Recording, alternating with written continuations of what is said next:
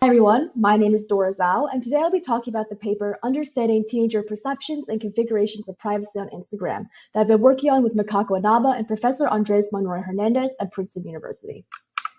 And so to start, this project is a mixed method study on teenagers' understanding of privacy. And through semi-structured interviews and online survey, we aim to answer four guiding questions. How do teenagers interpret privacy? Who are they attempting to get privacy from? How do they navigate and configure privacy? And finally, why do they make these decisions about privacy? Before I discuss our study, though, I first want to motivate why we're even interested in studying Instagram in the first place. And while there are many studies that focus on platforms such as Facebook, social media is rapidly evolving. And in place of textual platforms such as Facebook, visual content platforms are growing increasingly popular, especially amongst younger users. And in this Pew study from 2018, we see that the most popular online platforms are in fact visual.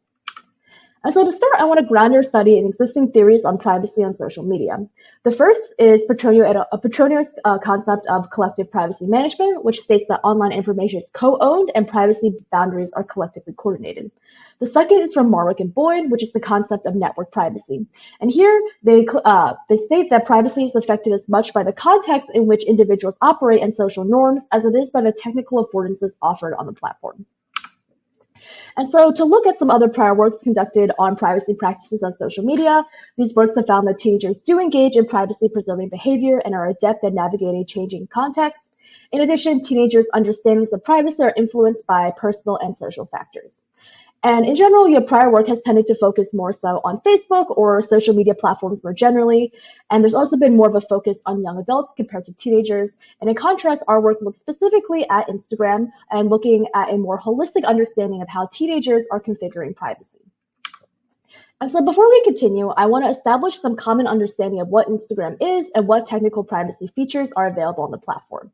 So at the highest level, we have the account setting. So accounts can either be private or public. And the key differentiation here is that for private accounts, the user has the ability to approve follow requests, whereas on public accounts, anyone is able to kind of follow these accounts. And for both, you're able to block and restrict followers. Next, I want to talk about Instagram content privacy features. So there are kind of two kinds of content that we'll talk about. The first is posts. So these are permanent content that appears on users' profile. And so here you have a bunch of options in terms of privacy features, including untagging people, removing or restricting comments. You also have the option to archive or delete posts, which will remove that content from your profile. Next, we have stories. So stories are ephemeral by default, and they tend to disappear after 24 hours.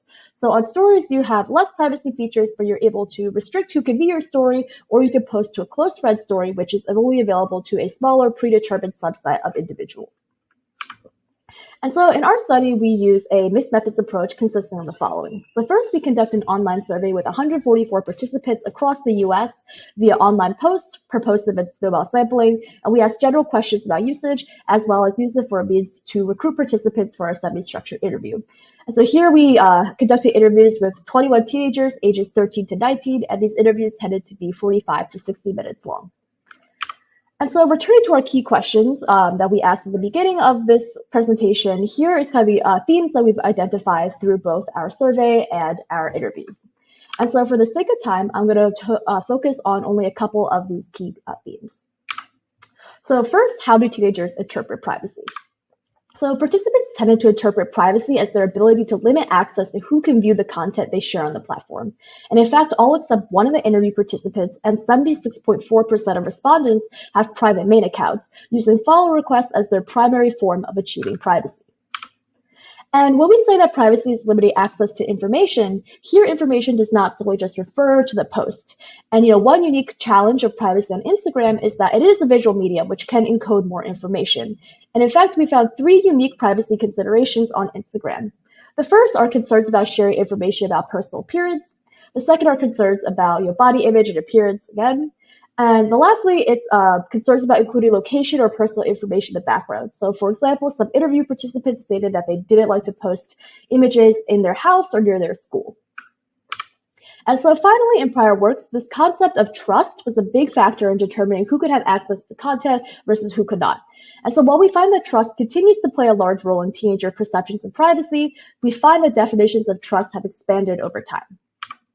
So next, we'll talk about who teenagers are attempting to get privacy from.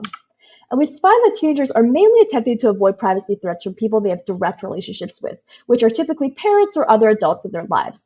And this is because they're unable to reject their follow requests since they feel kind of obligated to accept them due to their direct relationship.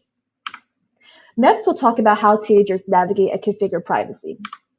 So one way teenagers configure privacy is by creating concentric circles of trust on social media. And so their main Instagram tends to be available to the broadest population, including parents and even strangers. For their close friend stories, this is a subset of their larger follower base, and so forth for secondary Instagram accounts. As one participant stated, quote, "My close friend story is basically all the people that would be on my Finsta and people that I trust, but not enough to be on my Finsta." And we find that these tighter knit circles allow for more authenticity of expression. And another interesting finding is that teenagers are navigating privacy across different platforms. So on the left, we show the links that survey participants include in their main Instagram bio. And we find that it is common to include direct links to other accounts, creating what DeVito et al. Have dubbed, quote, personal social media ecosystems. And so participants are able to choose to be public or private on different platforms, in part influenced by the affordances, both technical and cultural, of these different platforms. And so lastly, we'll talk about why teenagers are making these decisions that they are about privacy. And so here we find that social expectations play a large role in motivating how teenagers interact with and use the platform. So on the left-hand side, we kind of surveyed participants about how they found out about the close friend feature. And we find that many of them actually found out by looking at other people's stories or posts. And this kind of just goes to show how knowledge of privacy features can spread through these peer-to-peer pathways, and the importance about learning about privacy features through other people's accounts or through word of mouth.